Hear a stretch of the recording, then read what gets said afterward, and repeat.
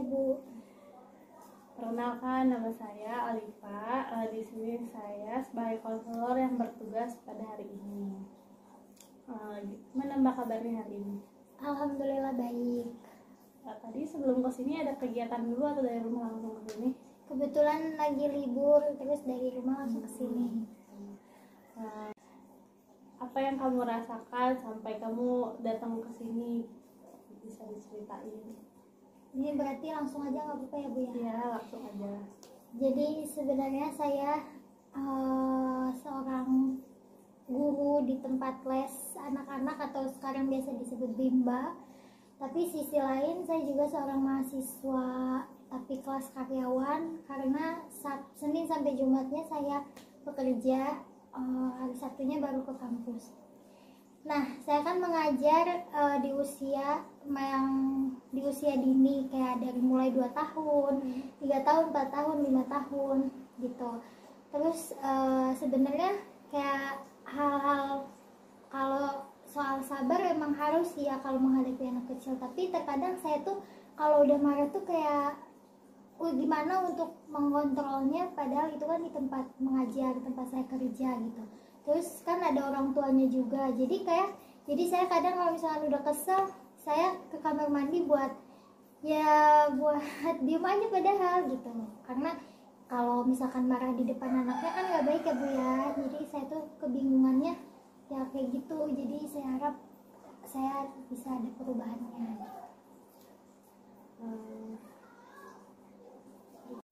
Apa sih yang bisa diceritain lebih detail, apa yang bikin kamu emosi atau stres, marah di tempat kerja itu? Jadi yang bikin saya kesel itu terkadang anak yang di usia 2 tahun saat memang bermain sambil belajar ya Bu ya. Cuma ada anak yang emang mau diajak bermain sambil belajar, ada juga anak yang kalau udah bermain aja, jadi nggak mau diajak buat bekerja sama gitu. Terus kan belum lagi mungkin dari faktor internal sayanya ya, kayak saya mungkin ada tugas kuliah yang belum terselesaikan atau gimana, atau masalah keluarga atau yang lainnya. Jadi kayak keselnya pas memuncaknya pas waktu saya mengajar gitu. Jadi kamu kadang terpancing emosi ketika kamu punya masalah di rumah atau sedang stres menghadapi tugas-tugas kuliah, lalu mengeluarkan emosinya itu di tempat kamu bekerja karena terpancing juga gitu ya. Gitu. Iya, bisa jadi kayak gitu. Dari kegiatan kamu mengajar dan kuliah ini sebenarnya ada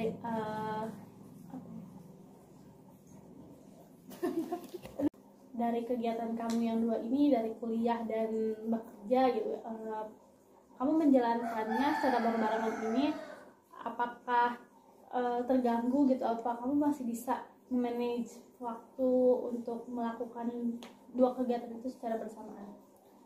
Sebenarnya nggak ngerasa terganggu, cuma mungkin karena tadi yang Ibu bilang itu ya, karena faktor internal saya, misalkan kayak salah satunya target buat capaian anak harus sudah bisa ini gitu kan dari metode pembelajarannya. Dan ada pula kayak dari kuliah itu buat pembayaran, misalkan waktu kuliah pembayarannya. Nah itu kan jadi saya tuh bekerja ya setidaknya juga buat ngebantu kuliah saya Bu. Jadi terkadang kayaknya fee dari saya ngajar ini nggak cukup deh. Jadi kadang saya ngerasanya dari situ, terus kayak yang akhirnya saya pikirkan terus berlarut-larut, terus saking kepikirannya mungkin jadinya kesel karena pengaruh dari situ juga. Jadi saya bingungnya gimana ya buat ngatasinnya gitu, biar sayanya bisa lebih mengkontrol emosi saya, biar sayanya lebih sabar ngadepin atau bisa pikiran saya nggak ke situ gitu. Yang tadi dibilang sama kamu, kan bekerja juga untuk membantu pembayaran kuliah ya, apakah itu mencukupi?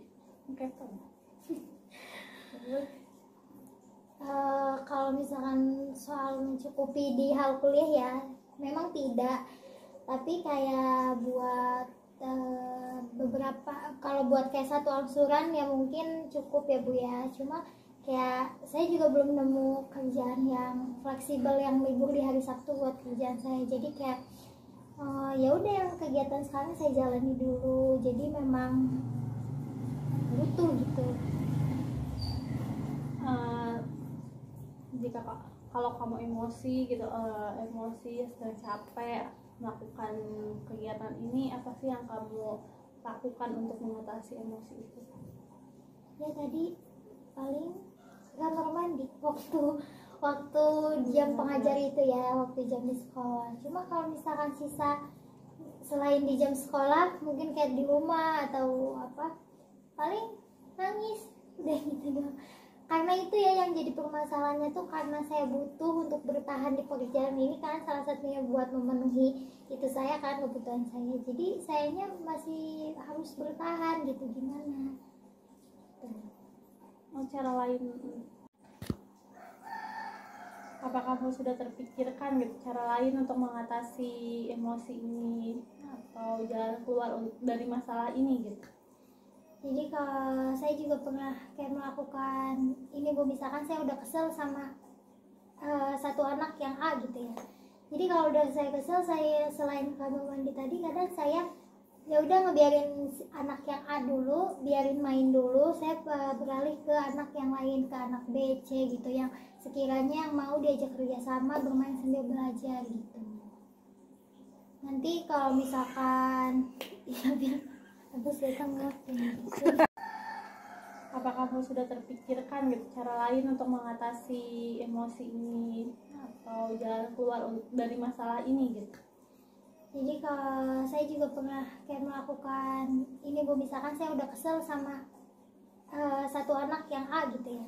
Jadi kalau udah saya kesel, saya selain kamar mandi tadi, kadang saya ya udah ngebiarin anak yang A dulu, biarin main dulu, saya beralih ke anak yang lain, ke anak B, C gitu, yang sekiranya yang mau diajak kerjasama bermain sambil belajar gitu.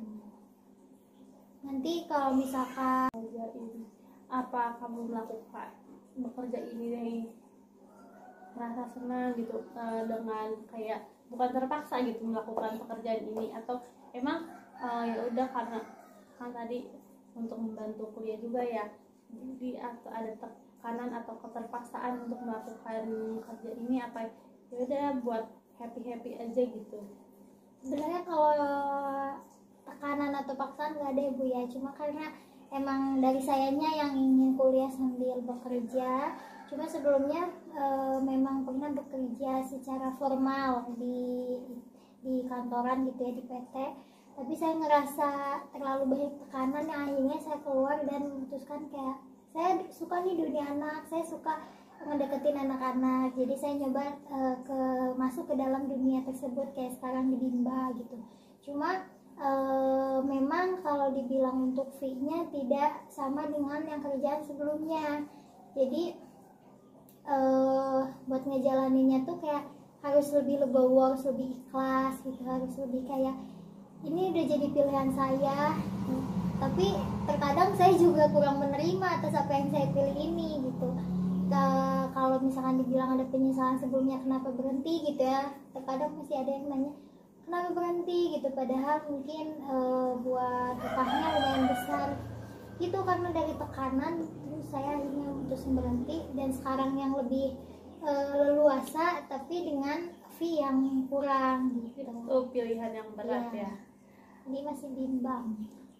Tapi ada keinginan untuk mencari kerjaan yang lain atau ingin tetap di situ karena fleksibel ya waktu kerjanya, dan mungkin sebentar bisa sambil kuliah juga, atau mau mencari ke pekerjaan yang lain gitu, di tempat yang lain yang lebih layak untuk ini juga?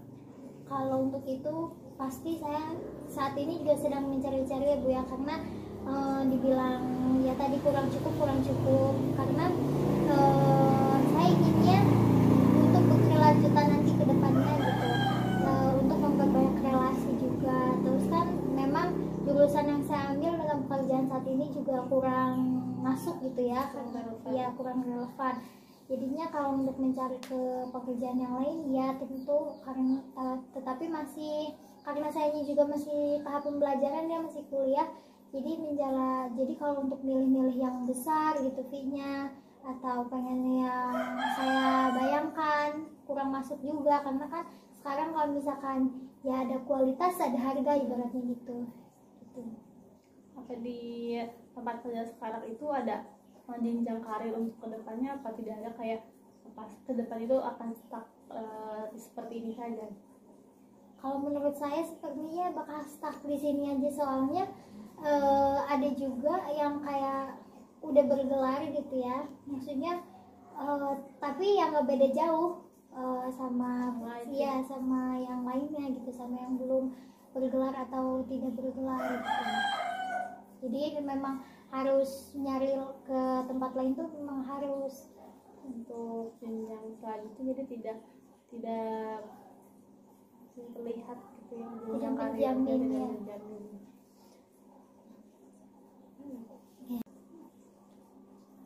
Sejak kapan sih masalah ini terjadi? Sejak 3 bulan terakhir kayaknya, sabar sayanya tipis. Kalau sebelumnya tidak merasakan stres atau sering emosi seperti ini? Kalau sebelumnya masih bisa diajak kerja sama, mungkin karena udah kenal, udah ngerasa deket, terus nyaman juga anak kecilnya, jadi kayak lebih banyak pengen main, pengen bercandanya daripada pengen belajarnya sama kita gitu. Apa ada tekanan lain selain dari pekerjaan, apa dari luar, misal dari keluarga atau dari tugas kuliah gitu, itu tuh menjadi faktor yang jadi lebih emosian ini apa enggak sih? Sepertinya iya, mungkin dekat-dekat ini juga kan sayanya mau ujian ya, mau UAS, jadi pikirannya jadi kemana-mana antara UAS atau antara rapot anak gitu, anak kuliah. Ada cara lain, udah mencoba atau mempunyai strategi atau cara lain untuk mengatasi stres ini? Kadang kalau misalkan udah ngerasa mentok gitu, saya paling nonton film gitu, jadi lebih kayak ke komedi, jadinya lebih terhibur lagi gitu, karena berdampak ke kehidupan sayanya, kayak berdiam diri, lebih kayak mikirin tadi salah nggak ya di sekolah, takutnya sayanya ngomong ke anaknya sampai kebablasan emosi gitu, terus sayanya jadi lebih ngurung diri di kamar seharian gitu. Jadi merefleksi diri gitu, menyadari kesalahan. Iya, setuju. Jadi itu faktor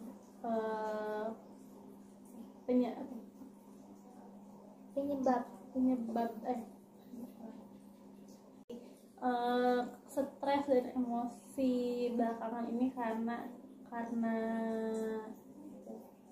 ya karena yang tadi saya sebutin ke ibu itu ya, jadinya akhir-akhir ini yang saya memutuskan akhirnya datang ke sini.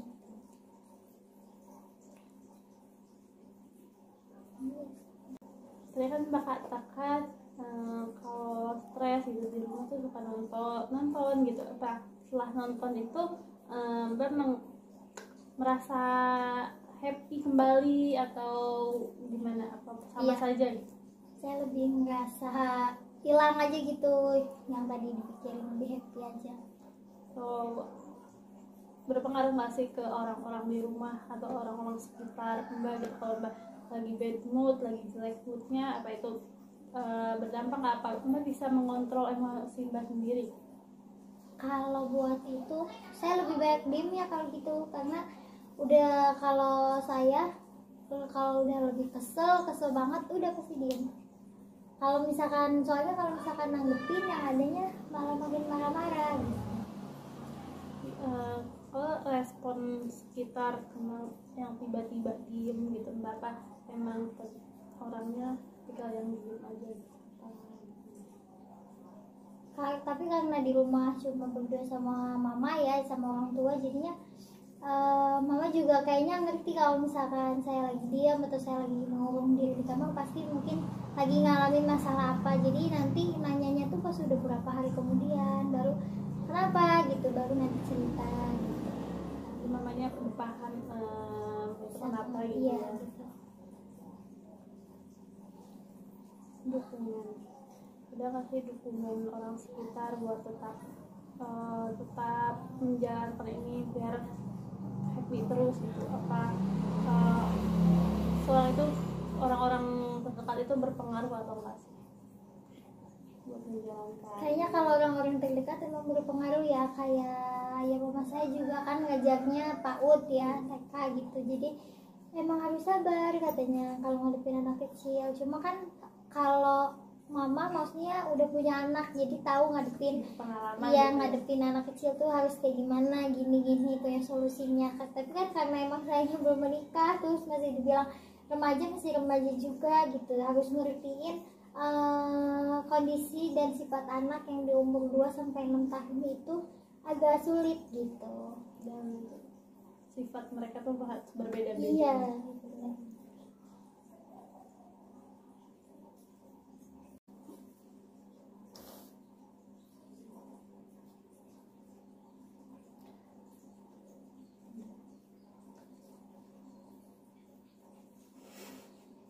Jadi saya dengan datangnya ke sini, saya minta saran dan solusinya dari ibu biar saya lebih bisa mengkontrol emosi saya, biar saya lebih bisa mengkontrol diri saya, biar kejadian-kejadian yang kayak gitu tuh nggak sering terjadi gitu, nggak sering saya lakukan juga.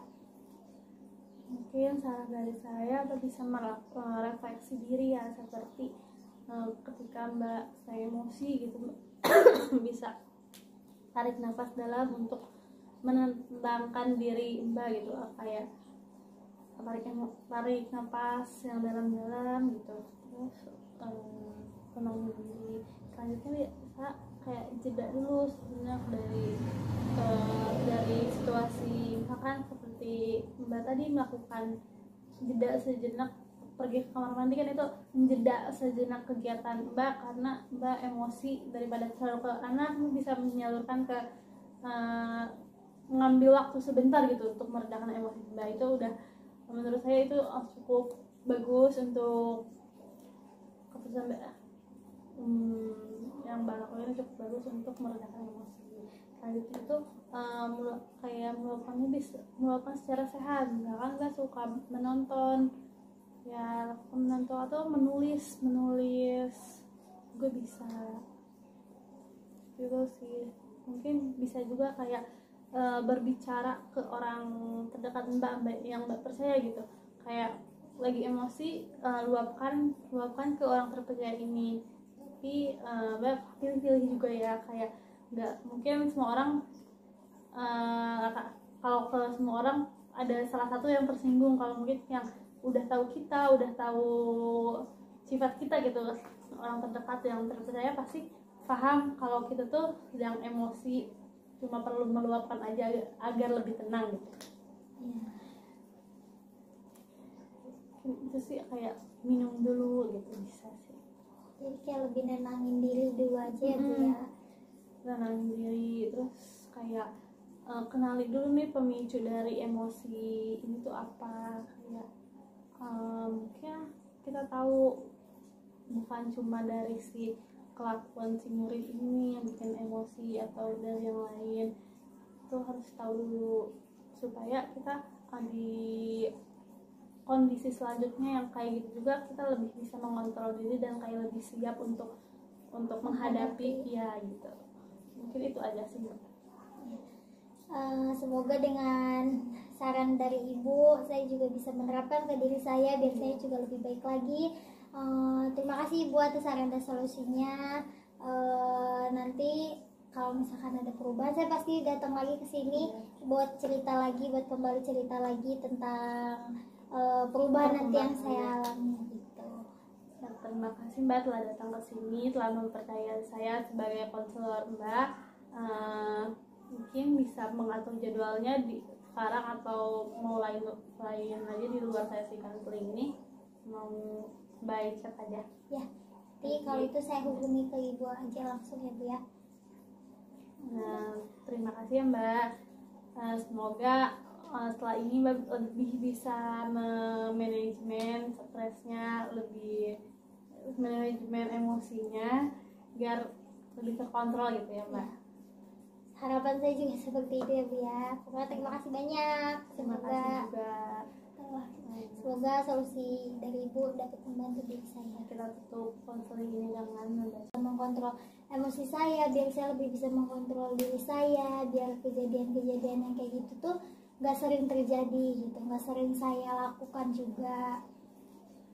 Mungkin saran dari saya Mbak bisa merefleksi diri ya, seperti ketika Mbak saya emosi gitu bisa tarik nafas dalam untuk menenangkan diri Mbak gitu, kayak tarik nafas yang dalam-dalam gitu, terus tenangin diri. Selanjutnya bisa kayak jeda dulu sejenak dari situasi, misalkan seperti Mbak tadi melakukan jeda sejenak pergi ke kamar mandi, kan itu menjeda sejenak kegiatan Mbak karena Mbak emosi, daripada terlalu ke anak bisa menyalurkan ke mengambil waktu sebentar gitu untuk meredakan emosi Mbak. Itu udah menurut saya itu cukup bagus untuk keputusan Mbak. Yang Mbak lakukan cukup bagus untuk meredakan emosi. Selanjutnya itu kayak melakukan secara sehat. Misalkan Mbak suka menonton, ya menonton atau menulis juga bisa gitu sih. Mungkin bisa juga kayak berbicara ke orang terdekat Mbak yang Mbak percaya gitu, kayak lagi emosi, luapkan ke orang terpercaya ini. Tapi Mbak pilih-pilih juga ya, kayak nggak mungkin semua orang, kalau ke semua orang ada salah satu yang tersinggung. Kalau mungkin yang udah tahu sifat kita gitu, orang terdekat yang terpercaya pasti paham kalau kita tuh sedang emosi, cuma perlu meluapkan aja agar lebih tenang gitu. Itu sih kayak minum dulu gitu bisa sih. Jadi kayak lebih nenangin diri dulu aja ya Bu ya. Nenangin diri, terus kayak kenali dulu nih pemicu dari emosi ini tuh apa. Kayak mungkin kita tahu bukan cuma dari si kelakuan si murid ini yang bikin emosi atau dari yang lain, itu harus tahu dulu supaya kita di kondisi selanjutnya yang kayak gitu juga kita lebih bisa mengontrol diri dan kayak lebih siap untuk menghadapi ya gitu. Mungkin itu aja sih.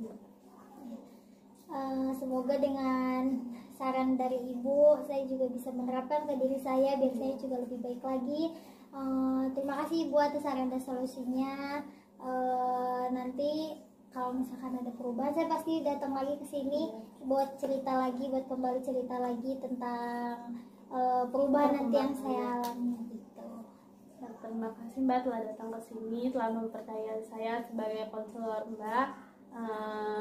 Mungkin bisa mengatur jadwalnya di sekarang atau mau lain aja di luar sesi konseling ini, mau baik chat aja ya.